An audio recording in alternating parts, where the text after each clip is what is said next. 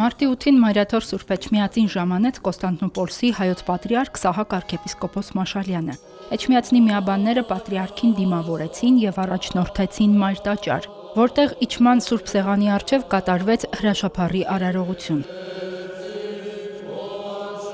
Սահակ պատրիարքը եւ Մայրաթորի լուսարարապետը միասին աղոթքներ ընթերցեցին, Տիրոջ օրհնությունն ու զորակցությունը հայցեցին։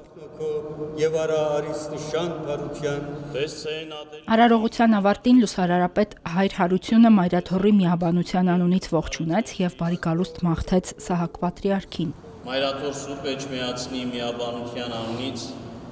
սիրով ողջունում ենք։ Այնուհետև Պոլսո հայոց պատրիարքը գոհություն վերառաքելով առաստված Վերստին հայոց հոգևոր կենտրոնում գտնվելու համար իր օրհնությունն ու բարեմաղթանքները փոխանցեց Սուրբ Էջմիածնի միաբանությանը։ Այս իջման սեղանը, այս Սուրբ տաճարը ինչ կնշանակե մեր հավատքին համար, մենք լավ գիտենք, որովհետև հերուները մենք կխոսենք վեհապար հայրավետի մասին, կխոսենք Սուրբ Էջմիածնի մասին, մեր ամեն աղոթքին մեջ կհիշենք եւ ահա հոսենք։ Շնորհակալ ենք ձեզի, որ որպես Մայրաթոր Սուրբ Էջմիածնի միաբաններ այս ժառանգը կբահեք ամբողջությամբ։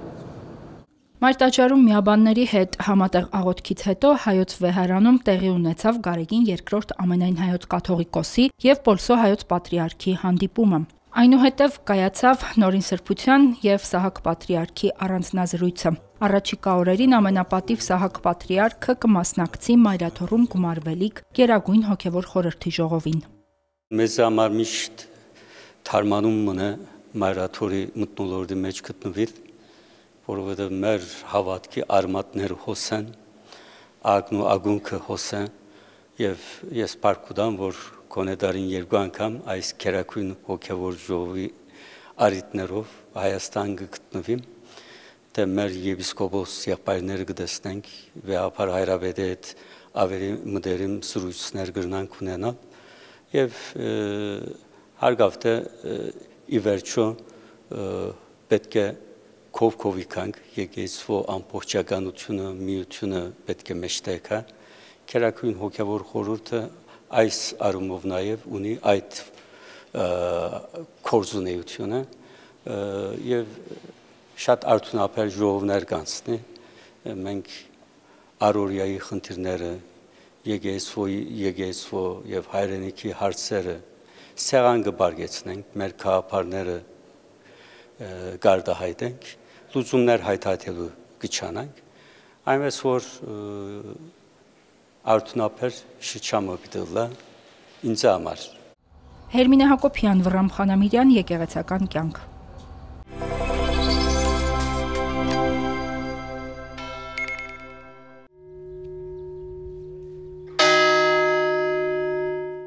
Կիրակի օրը Հայ առաքելական եկեղեցին նշեց մեծ պահքի երկրորդ արտաքսման կիրակին։ Արգելված պտուղն ուտելու պատճառով Եդեմական այգուց Ադամի եւ Եվայի արտաքսվելու եւ հավիտենական կյանքից զրկվելու պատմությունն է հիշատակվում այդ օրը կիրակնօրյա պատարագի ժամանակ։ Եկեղեցիների խորանները, որոնք փակ են լինում ամբողջ մեծ պահքի ընթացքում, խորհրդանշում են դրախտը, որի դռները փակվեցին մարդու համար պատվիրազանցության պատճառով։ Վերջնարդյունքը երկնքի արքայությունը ժառանգելն է եւ հետեւաբար արտաքսման կիրակին եւ երկնքի արքայությունը ժառանգելը հենց այդ երկու շղթան միացնող հենց հանգույցն է, որով երբ որ միավորվում է, հասկանում ենք ինչու արտաքսվեցինք, բաժանվեցինք, շղթան զատվեց, իսկ այսօր մեր պահեցողությամբ, մեր քրիստոնեական ընկալումով արտաքսման կիրակին երբ որ հասկանում ենք, գնում ենք դեպի այդ միություն եւ դառնում է ամեն ինչ կատարյալ, ինչպես Տերը ասաց։ Այս ընթացքում շատ քրիստոնյաներ են պահք պահում, հրաժարվելով կենդանական ծագման սնունդից։ Հոգևոր հայրերը հատկապես պահոց շրջանում միշտ հիշեցնում են, որ սննդային պահեցողությունից շատ ավելի կարևոր է հոգևոր պահքը։ Աշխատում եմ հնարավորինս ճիշտ պահքի մոտենալու խորհրդին, ուշադրությունս ուզում եմ շատ կենտրոնացնեմ հոգևորին, Սուրբ Գիրքն արեք եմ շատ ընթերցում, շնորհալի եմ շատ ընթերցում, Սուրբ հայրերի վարքը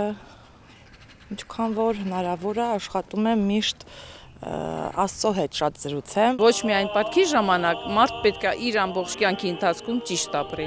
Աստծո օրենքներով, բարիությամբ, կողքինի նկատմամբ զգացողությամբ, ամեն վիճակում պետք է մարդը մարդ գտնվի։ Բնական է, որ միշտ չի որ ստացվում է, բայց եթե փորձենք մտորել Աստծո խոսքի շուրջ, կարդալ Աստվածաշունչ, կարծում եմ կստացվի։ Հիշենք անգամ, որ Տերը խաչելության ժամանակ հոգնեց եւ 1 վայրկյան խաչը Հիսուսից վայր դրեց։ Մենք առավել եւս մեղավոր մարդիկս գուցե լինում է պահեր, որ մենք չենք կարողանում տանել այն, ինչ որ դրված է մեր ուսերին։ Եվ մի պահ կարող ենք ծնկի գալ, խնդրել Տիրոջը զորություն եւ շարունակել նորից մեր կյանքի ճանապարհը, մեր Գողգոթան, որտեղ կա հարություն, լույս եւ կյանք։ Մայր տաճարում Կիրակնորյա պատարագին քարոզ խոսեց Կոստանդնոպոլսի հայոց պատրիարք Տեր Սահակ arczepiskopos Մաշալյանը։ Պատրիարք հայրը գոհություն հայտնեց, որ գտնվում է Մայր տաճարում եւ ներկաների հետ անդրադառնում է պահքի խորհրդին։ Մեծ պահքը ծոմապահությամբ եւ Սուրբ գրքի ընթերցմամբ ինքնակննման ընթացք է քրիստոնյայի համար, ասաց պատրիարքը։ Հովհաննեսն ու Գրիչյանը սկսել Դեր Հիսուս Քրիստոս արաքյալները եւ իր եկեղեցին միջև այսօր Աստծո արքայությունը կկառուցեն։ Մարդուն հիմնական նպատակը արտաքսված այդ արքայության ետ թարմալ, ետ մտնել։ Մեծ պահքի ոսկե շղթան կազմող կիրակիները 6-ն են եւ մեր եկեղեցու վարդապետները դրանցից յուրաքանչյուրին անուն են տվել։ Արտաքսման կիրակին կհաջորդի անառակի կիրակին։ Սոնա Խաչատրյան, Հարություն Տոլանյան, Եկեղեցական կյանք։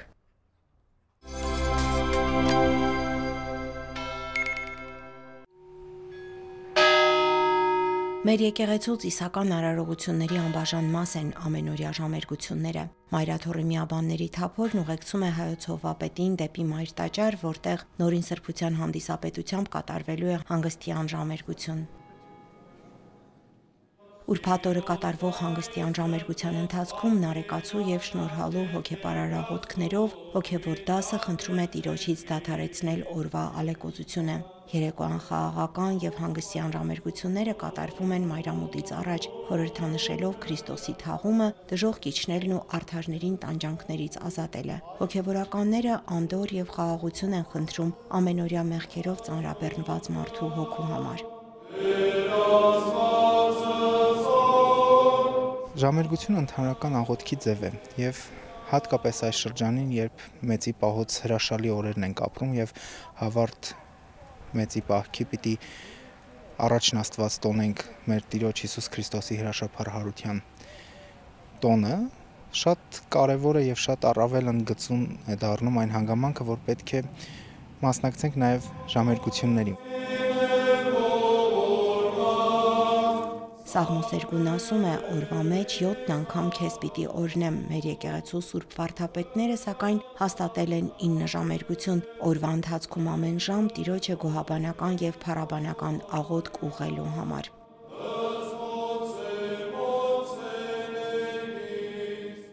Այստեղ կա նարեկացուց աղոթքներ, Տեր Ողորմիայի հնչողություն կլսենք, նաեւ կլսենք վերջում շատ գեղեցիկ մի մաղթանք Փարքեստեր, որի ընթացքում անընդհատ երգելով սաղմոսները այնտեղ կտեսնենք թե մեր հայրենիքի, թե մեր եկեղեցու պայծառության համար հնչող սաղմոսներ, որին ի պատասխան դասերից մեր սարկավակները կպատասխանեն օրհնյատերով եւ նաեւ կա հավատով Խոստովանի մներսը շնորհալու 24 տներից բաղկացած հրաշալի աղոթքը, որը կարծեմ թե յուրաքանչյուր քրիստոնյա պետք է կյանքի ընթացքում սովորի եւ անգիր անի, որովհետեւ իսկապես դրանք վերաբերում են քրիստոնյայի կյանքի գրեթե բոլոր ոլորտներին։ Մեղահերքից եւ առաջիկով Պահոց շրջանում բոլոր ուրբաթ օրերին կկատարվեն հանգստյան ժամերգություններ, իսկ չորեքշաբթի օրերին առավոտ կանուխ արևակալի ժամերգություն։ Լիաննա Չիչակյան, Հարություն Տոլանյան, Եկեղեցական կյանք։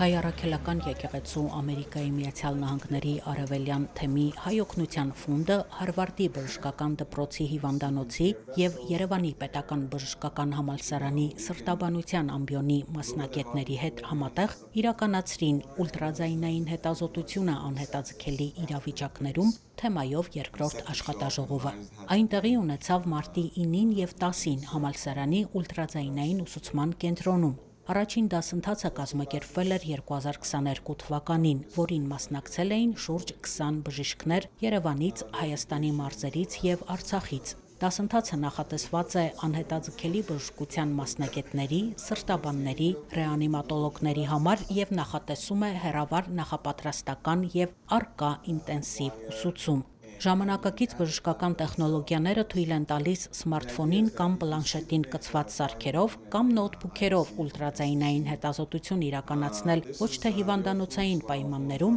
այլ դեպքի վայրում։ Ուստի մասնագետներին նոր իմացություններ են անհրաժեշտ։ Դասընթացը ունի շատ հետաքրքիր կառուցվածք, ուրեմն նախապես մեր գործընկերների աջակցությամբ, որը շատ մեծ աջակցություն է, Հարվարդի գործընկերների մասն եմ խոսում, իրենք բացում են այդ դասընթացը գրեթե անվճար, որովհետև եթե համեմատում ենք այն իրական արժեքը դասընթացի եւ այն արժեքը, որով իրենք տրամադրում են մեզ, անհամեմատելի է։ E-learning-ը կոչվում, այսինքն մասնակիցները, նախապես ընտրված մասնակիցները, ովքեր որ ընտրման փուլեր են անցնում, մոտ 3-4 ամիսների ընթացքում անցնում են այդ դասընթացը, իրենք մոդուլները լրացնելով պետք է գան հասնեն եւ ստանան իրավունք արդեն արկա դասընթացին մասնակցելու եւ որի շրջանակում արդեն ժամանում են մեր դասընթացավարները, իրականացնում են տեղերում դասընթացը, սովորեցնելով այդ հմտություններին եւ նոր ամբողջական կուրսը ամփոփվում է եւ մի բան ուղղակի ասեմ, որ այս դասընթացը ունի նաեւ նշանակություն ներկա պահին մենք ակցենտավորում ենք այն հանգամանքը, որ մեր տեղական դասախոսները արդեն պետք է պատրաստվեն, որպեսզի հետագա դասընթացը շարունակենք մեր տեղական դասընթացավարների ուժերով։ Այդ հետազոտությունը ինքը բավականին մատչելի է, արագ իրականացվող է եւ իր դիագնոստիկ նշանակությունը մի շարք ուրեմն կրիտիկ վիճակներում, անհետաձգելի վիճակներում շատ բարձր զգայունություն ունի։ Եվ այդ իսկ պատճառով անհրաժեշտ է, որպեսզի ոչ միայն ռադիոլոգները, այլ որոշ այլ մասնագետներ, բժիշկներ, գործնական բժիշկներ տիրապետեն այդ մեթոդին։ Եվ այս տենդենցիան վերջին 10 տարում ամբողջ աշխարհում զարգանում է եւ սարքերն էլ ավելի մոբիլ, այսպես փոքր, արագ գործածվող հնարավոր այսպիսի սարքեր են ավելի կիրառելի դառնում։ Այս անգամ աշխատաժողովին մասնակցեց 30 մասնագետ մայրաքաղաքի եւ մարզերի բժշկական հաստատություններից։ Աշխատաժողովի նպատակն է ուսուցանել բժիշկներին, որպեսզի կարողանան իրականացնել կողմնորոշիչ հետազոտություն, նախնական ախտորոշման եւ անհետաձգելի միջոցառումներ ձեռնարկելու համար։ Ես Բոստոնից Հարվարդի համալսարանից եմ ժամանել իմ բժիշկ ընկերների հետ։ Ես ինտենսիվ թերապիայի բժիշկ եմ, անեսթեզիոլոգ, ռեանիմատոլոգ։ Մեր հիմնական մասնագիտացումը անհետաձգելի իրավիճակներում ուլտրաձայնային հետազոտության կիրառումն է։ Նպատակ ունենք կրթել սրտաբաններին, ինտենսիվ թերապիայի բժիշկներին։ Շատ ուրախ ենք տեսնել, որ շատերը հենց դասախոսների կազմից կարողանում են բավական լավ ուսուցանել այս մեթոդը եւ կրթել բժիշկների։ Նախորդ դասընթացից ունենք մասնակից, որը դասավանդում է։ Ամեն ինչ սկսվեց 3 տարի առաջ Հայ օգնության ֆոնդի հետ մեր համագործակցությունից։ Հետո ստեղծվեցին կապեր պրոֆեսոր Սիսակյանի միջոցով։ Հետո արդեն կազմակերպեցինք այս երկրորդ կուրսը։ Երկօրյա կուրս է, բաղկացած է թե տեսական, թե գործնական մասից։ Յուրաքանչյուր օր տեսական մասը մատուցվում է հատուկ դասախոսությունների միջոցով, հատուկ կլինիկական դեպքերի քննարկման միջոցով, տարբեր տեսակի հարցերի միջոցով, այսինքն բավական ինտերակտիվ է եւ իհարկե շատ կարեւոր մաս ունենք օրվա ընթացքում գործնական պարապմունքները, որոնք իրականացվում են հատուկ հատկացված տարածքում ուլտրաձայնային սարքերի միջոցով։ Հայ օգնության ֆոնդը հիմնադրվել է Հայ առաքելական եկեղեցու Ամերիկայի Միացյալ Նահանգների Արևելյան թեմում։ 1988 թվականի երկրաշարժից անմիջապես հետո ֆոնդը շարունակում է իրականացնել բարեգործական, կրթական, առողջապահական, սոցիալական ծրագրեր։ Աննա Թամրազյան, Մեսրոպ Ավետիսյան, Եկեղեցական կյանք։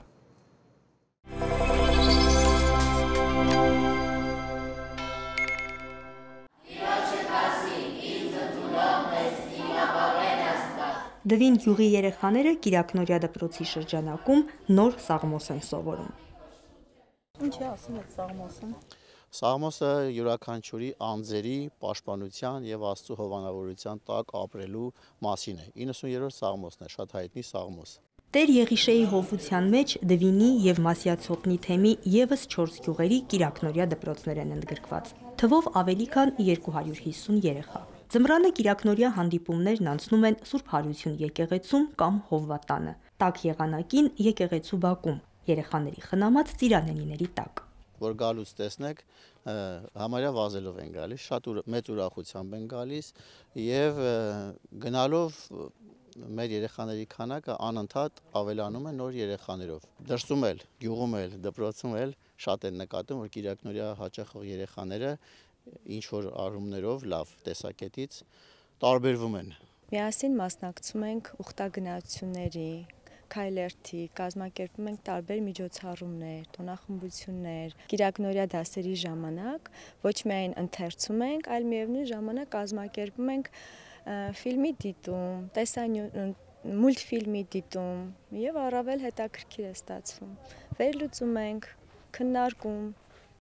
Հայոց Հայրապետի օրհնությամբ Կիրակնորյա դպրոցներ են գործում հայ առաքելական եկեղեցու բոլոր թեմերում։ Մասյացոտնի թեմում 25 Կիրակնորյա դպրոց կա, որտեղ հաճախում է շուրջ 1000 երեխա։ Երբ հանրակրթական դպրոցների առարկայական ծրագրից հանվեց Հայոց եկեղեցու պատմություն առարկան, Կիրակնորյա դպրոցների գործունեությունն ավելի կարևորվեց, ասում է Գևորգ Սրբազանը։ Կիրակնորյա դպրոցների պրակտիկան մեզանում առավել վերջի շրջանում վերակենդանացավ, հատկապես հետխորհրդային ժամանակաշրջանում, երբ որ եկեղեցին ազատություն ստացավ զբաղվելու մանուկների եւ պատանիների կրթության կարևոր գործով։ Մայրաթոր Սուրբ Էջմիածնի համապատասխան կրթական հանձնախմբի կողմից առաջիկայում բոլոր Կիրակնորյա դպրոցների համար կկազմվի միասնական կրթական ծրագիր, իսկ մինչ այդ քահանաներն իրենք են կազմում ծրագիրը։ Կիրակնորյա դպրոցներ են գործում նաև Սփյուռքի թեմերում։ Սփյուռքի պայմանները տարբեր են, այնտեղ ունենք նաև լեզվի պահպանության, ինքնության պահպանության խնդիր, հետևաբար Կիրակնորյա դպրոցները, եթե մեր համատեքստում հիմնականում զբաղված են քրիստոնեական կրթությամբ եւ դաստիարակությամբ, ապա այնտեղ նաև Կիրակնորյա դպրոցների միջոցով է իրականացվում ազգային կրթության, ինքնության ձևավորման կարևոր գործը։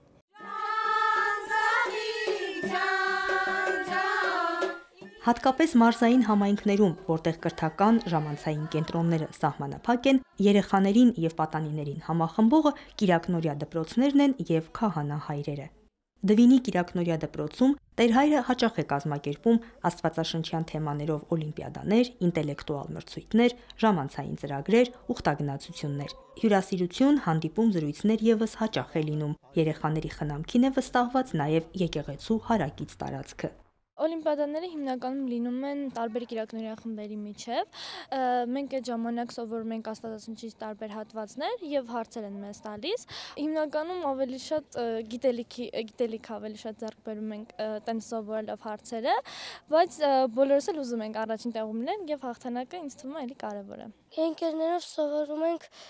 աստվածաշունչը, Տեր հայրը մեզ աղոթքներ է սովորացնում եւ աղոթքները, որ վերջացնում ենք, գնում ենք ուխտագնացության։ Մի անգամ մենք գնացել ենք Էջմիածին, եկեղեցիներ, իսկ մյուս անգամ այս վերջերս ենք գնացել Գառնի։ Այնտեղ մենք խոսում ենք քրիստոնեության մասին, եկեղեցու մասին, իմանում ենք ավելի շատ բան ու տենց շատ հետաքրքիր անցնում։ Հոգևոր թեմաներին առնչվող հարցերից մինչև միջանձնային կոնֆլիկտներ երեխաները հաճախ են դիմում Տեր հորը, գիտեն, հասանելի է օրվա բոլոր ժամերին։ Դա է մեր առաքելությունը, ասում է Տեր հայրը։ Մեկ էլ կտեսնենք գիշերվա ժամը 10-ին 4-րդ դասարանի մի երեխա զանգում է, ասում է Տեր հայր, մեր տանը այսպես բաներ ենք խոսում, մի հատ ասեք ճիշտը որն է, ու ես ուրախանում եմ, որ երեխայի խելքին երբ փչում է, զանգում է եւ իր հարցը տալիս է եւ դրանից չեն կարկանդվում եւ այդ մթնոլորտն ենք ստեղծել։ Ընկերական, կարելի ասել ինչ որ իմաստով նաեւ ընտանեկան, մեծ ընտանիք ենք ստեղծել, ինչը որ հրաշալի է։ Անցյալում եւ հիմա էլ Կիրակնորյա դպրոցների շրջանակում հայ առաքելական եկեղեցու նպատակը հոգևոր բարձր գիտակցությամբ հայրենասեր, եկեղեցասեր սերունդ կրթելուն է միտված։ Սոնա Խաչատրյան, Հարություն Տոլանյան, Եկեղեցական կյանք։